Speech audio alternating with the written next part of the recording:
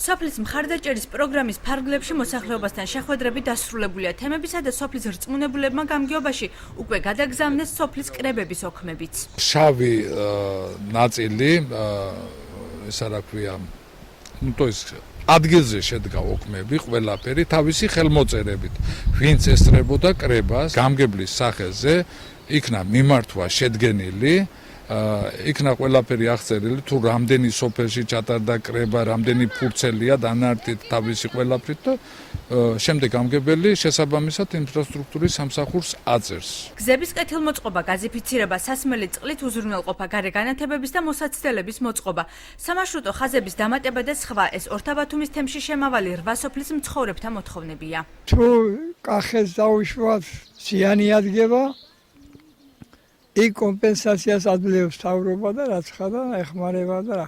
ჩვენთან ასეთი დახმარება რამე არ ჩანს. ახლა ზევით უფრო მაღლობებში ხეხილი იმდენად დაამპრია ამ ზამთარმა, რომ ნახევარი ბაღი განადგურდა. დილის საათებში გვყავს მარშრუტკა.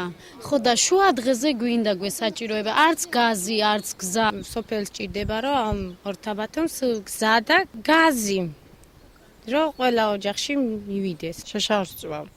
შაშავ ძნელი მოსაგვარებელია. ტყეში არ გაჭრიებენ და რა ვიცი, 1000 პრობლემებია. ორთაბათუმის მსგავსად კომუნიკაციების მოწესრიგებაა უმთავრესი პრობლემა ხელვაჩაურის მუნიციპალიტეტში შემავალი 11 თემის 64 სოფლის მცხოვრებთათვისაც. ძირითადი, ასე ვთქვათ, დარტყმა, ასე ვუწოდოთ, მიმდინარეობს კომუნიკაციის, ანუ გზების მობიტონება, შეკეთებაზე, ამიტომ ჩვენც ვითვალისწინებთ მოსახლეობის მოთხოვნას და მიმართულებით მუშაობთ. ამჟამად ხელვაჩაურის გამგეობაში ჩაბარებული ოქმების შესაბამისად სხვადასხვა პროექტის ხარჯთაღრიცხვის დოკუმენტები დგება და საფინანსებლად კი საქართველოს რეგიონული განვითარებისა და ინფრასტრუქტურის სამინისტროს თვის ბოლოსთვის უნდა გაეგზავნოს.